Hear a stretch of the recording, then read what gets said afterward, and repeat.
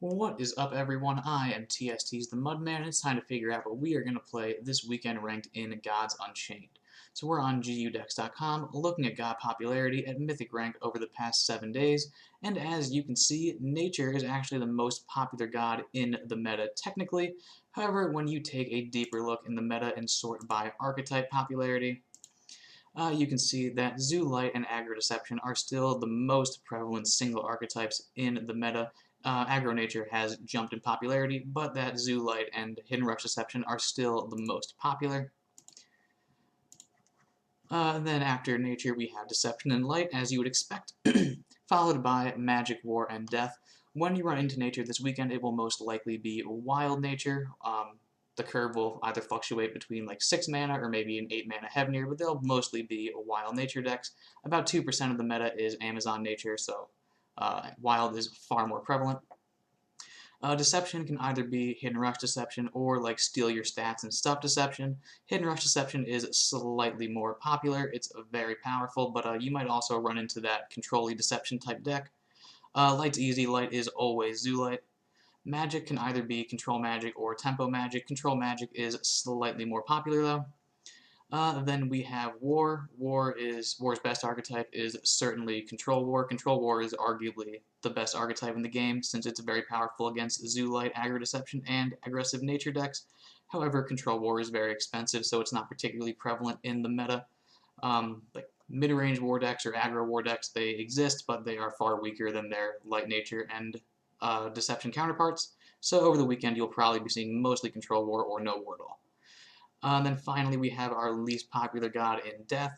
Death can either be Zombie Death, Nubian Death, or Board Wipe Death. Zombies is the most popular, but only by about 2 or 3%. Like I say every week, if you see your Death opponent picks the Soulburn God Power, it means they are zombies 100% of the time, and if they pick Blood Ritual, it means they are any other zombie deck, or sorry, it means they're any other Death deck, but most Blood Ritual decks are Nubians. So now we've done this brief overview of the meta, let's check out some decks you might want to play this weekend. Alright, let's start things off with Amazon Nature. This list was made by 3 question marks, and this deck is very similar to the Amazon Nature list we featured last week. However, there are a couple of powerful new inclusions, one of which being Canopy Sniper. This is one of the best Amazon cards in the game right now. It is a 2 mana 1/3, and after friendly Amazon attacks, you deal 1 damage to a random enemy creature. This is really great. It allows your Amazons to go face while simultaneously clearing your opponent's board. It also just makes it so something like a 2-attack creature could destroy something like a Black Jaguar. It's just excellent for trading, but being able to pressure your opponent's life total while clearing their board is obviously incredibly powerful. We also have Dagon in this deck. Dagon, pretty much a nature staple. It's incredibly powerful. It wins games essentially on its own sometimes. There are a handful of naturally occurring regen creatures in this deck to capitalize off of the Dagon's power. We also have 2 copies of Helpful Druid in here, which gives a creature +1 health as well as regen +1, making it, very synergistic with the Dagon. Of course, we still have the powerful Amazon combos we talked about last week. We have the Martyr of White Plains in combination with Morty's Daughter. So the first Morto's Daughter you play, you can give it +2/+2, make a big value trade, get it back in your hand as a 4/4, then play it again either as a 6/6 or 4/4 with Blitz. It also buffs a creature +3/+3. It is very powerful. All in all, I am a big fan of the Amazon Nature archetype. I think it's more fun than the Wild Nature archetype, and it's been performing quite well. As you can see, the creator of this deck has played 34 games with a 70% win rate, so it is definitely pretty good and should perform well this weekend ranked event. Alright, next up we have Jack High's Control Deception list, and this deck is extremely obnoxious. It has all of the steel cards. We have all of the stat reduction creatures in here, 2 copies of Lethargy Mage, 2 copies of Blade Borrower, as well as 2 copies of Beguiling Blade. So this deck is capable of neutralizing essentially any board, and with all those stat reduction cards, we of course have 2 copies of Bound by Your Will, and with all of these stat reduction creatures, you should be able to steal pretty much any card in the game. We also have 2 copies of Umber Arrow to capitalize off those stat stealing cards, as well as just steal off Martyrs of White Plains, because stealing your opponent's Martyr of White Plains and putting it into your Void is often game winning. Let's see, this deck has the Control Deception staples, of course, 2 copies of Cutthroat to steal your opponent's win condition, 2 copies of Rapture Dance to clear your opponent's board. We have some powerful removal spells like Hunting Trap to get rid of, any large creature. And now let's take a look at the neutral cards. Obviously, we have both of the white planes because they're really good. Then we have Reflection Elementalist, which capitalizes nicely off all of those very small bodies that your stat reduction creatures create. Then we have Demo, because this is a control deck. Helia, because Deception doesn't naturally have very much healing, in its god. It also pairs nicely with Demo, and it pairs nicely with Martyr of White Plains. Pretty much all of these expensive cards pair nicely with Martyr of White Plains. And then finally, we have Therial for, some big value in the late game. And there's one other card in this deck that I want to discuss, and that is Slipblade. New players probably are not familiar with Slipblade. It used to be a Deception staple. Even aggro Deception decks used to run Slipblade. However, once Guild Enforcer entered the meta, it pretty much neutralized Slipblade, considering Slipblade's one attack can't penetrate Guild Enforcer's armor, so it was pushed out of the meta entirely. However, Jack High very wisely noted that Blade of White Plains just simply destroys Guild Enforcer. Blade of White Plains has pushed many Guild Enforcers just out of decks, and if you do run into a Guild Enforcer, you have an easy answer in your Blade of White Plains, which leaves you open to put Slipblade in your deck, so you just have 5 mana to destroy 2 creatures regardless of their size. Just a very powerful control tool. I'm a big fan of it in Deception lists now that Guild Enforcer is no longer as prevalent. But as you can see from Jack High's win rate, he played nearly 30 games with a nearly 83% win rate, so this deck is very powerful and should perform well in this weekend ranked event. Alright, now we have the most popular archetype as well as the best performing deck of last weekend ranked event. This Zoo Light list was made by 3 question marks. This list went 17 out of 18 last week. Zoo Light has been the most popular archetype for the past couple of weeks because it's very strong. There's nothing particularly radical about this deck list. It does have Cadmos, Son of Lysander, which is kind of weird, but not a bad card. Like I said, Zoo Light has been really popular. It's been really good. It's still good. So if you want to play Zoo Light this weekend, this list should do really well. It went 17 out of 18 last week. Alright, now we have Tempo Magic. This list was made by Savini.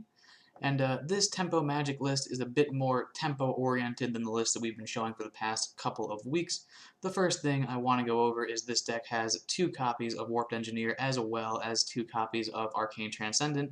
If you remember from last week, there was, 2 Warped Engineers, 1 Arcane Transcendent, and I was a big fan of having the increased, mana reduction cards in here. And the more I think about it, the more I think just you want 4 of the mana reduction cards. Currently in the meta, Zoo Light, Aggro Deception, and Aggro Nature are very, very popular, and in those very aggressive, board-centric matchups, oftentimes you need to reduce an Unbound Flames to 3 mana so you can get a full board clear for 5 mana if you want to even have a chance. So having 4 copies of mana reduction in your deck increases your likelihood of being able to hit that cheapened Unbound Flames. Having 4 copies of mana reduction in your deck also allows you to be more liberal with your mana reduction, considering there are so many high tempo decks in the meta right now. Having more copies of Arcane Transcendent allows you to say pip into Arcane Transcendent on 3, so you have a 3/3 to contest the board, and you can play a 0 mana bolt to destroy your opponent's creature, just so you can remain ahead on the board long enough for you to burn your opponent out with all of your spell boosts and whatnot. We also have 2 copies of Leyhorde Hatchling, which fills a very similar role that something like a Blade of White Plains would fill. It's a 3/3 that destroys a creature. Obviously, it doesn't draw you a card, but it can go face, and it can also destroy a 4 health creature, which is more than a Blade of White Plains can. And on top of that, Leyhorde Hatchling can be as cheap as 1 mana, which gives you access to those very high tempo plays.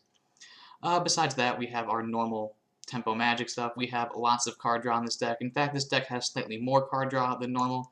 We have our Palace's Wand, our staples, our Demetrios, which can draw you between 1 and 5 cards.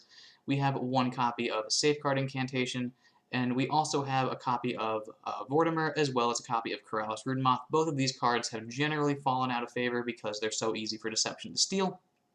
Usually, they've been replaced by 2 Bibliomaniacs, but as you can see, this deck runs 2 Bibliomaniacs as well as the Rudemoth and Vorti, so it's capable of filling up its hand or cycling through its deck very, very quickly. And of course, we have our powerful spell boost cards, 2 Street Conjurers, as well as our Academy Apprentice for those big burst turns. All in all, I'm a big fan of the Tempo Magic archetype, and I think the double mana reduction cards are key in this current meta. So if you're a fan of Tempo Magic, I think a list like this should perform fairly well this weekend. And now let's move on to Control War. This list was made by Meh, and Control War is probably the strongest archetype in the meta right now. Like I said in the beginning of this video, the most popular decks in the meta currently are Aggro Nature, Zoo Light, and Aggro Deception, and Control War has a favorable matchup against all of those decks. So it is very powerful in the meta right now. That being said, there is nothing particularly groundbreaking about this list, and we have spoken about this archetype to ad nauseam, so let's move on to Death. This is a board wipe Death deck made by a whole bunch of question marks, and like the Control Deception deck we talked about earlier, this deck is extremely obnoxious. It has all the normal board wipe Death things you know and love. However, there is extra healing in this deck. As you can see, we have 2 copies of Return to Cave, making up 20 points of healing. We also have 2 copies of Just a Nibble, bringing you up to 30 points of healing. Then you have your demos, who knows how much those are going to heal, and of course you have your Blood Ritual God Power, which heals you for 1 every time you click the button. So this deck has well over 30 points of health, making it very hard to deal with. And this deck also has even more removal than your average board wipe Death decks have. We have the staple cards in our 2 copies of Apocalypse Now, as well as our 2 curses. We have Neferu, which is good for a board clear. We have our Siren plus Sulfuric Rain combo, which is like a slow board clear. But this deck also has a copy of Void Drake, which has a very similar effect to Neferu. It's a 7-mana 7/7 dragon with Roar, destroy each creature with 3 or less health, for, even more board clear power. Besides that, we have our normal board wipe Death stuff. We have sleep effects in Siren of the Graves. We can reuse those effects with Canopy Quarter. We have lots of card draw to draw into your strong stuff, as well as mill your opponent. We have the V-Rocks, of course. We have the Burrowing Scarabs. We have the Fanatics in order to ramp up to those high mana totals. This deck also has Eva, Baroness of the Dead. This card, falls in and out of board wipe Death decks depending on the meta, and considering Nature, Light, and Deception are the most popular archetypes right now, and all of those are aggressive archetypes that buff their small creatures. Cards like Ava, that's capable of transforming those small creatures, is very powerful. Then, of course, we have Jason, so you win in the Fatigue matchup. All in all, board wipe Death, it's pretty strong. It's been strong for a while. If you like playing control decks but you're sick of Control War, then a board wipe Death deck like this could do very well this weekend. Alright, there's no more to say, no more to think about. It is conclusion time. What should we play this weekend ranked in Gods Unchained? Well, the answer is almost rhetorical at this point. This week, just like for the past couple of weeks, I recommend you play either Zoo Light or Control War. You have Zoo Light, the deck that's essentially warping the meta, and Control War, the one deck that's really good against it. But whatever deck you play, try to have fun, tell us how you did in the TST Discord, and have a wonderful day. Hey, you! Did you know that subscribing to the TST YouTube channel will increase your win rate by 6.9%? So what are you waiting for? Subscribe to the channel and hit the bell for notifications. And while you're at it, equip Scythe of the Harvest and attack the like button directly in the face. Bye-bye!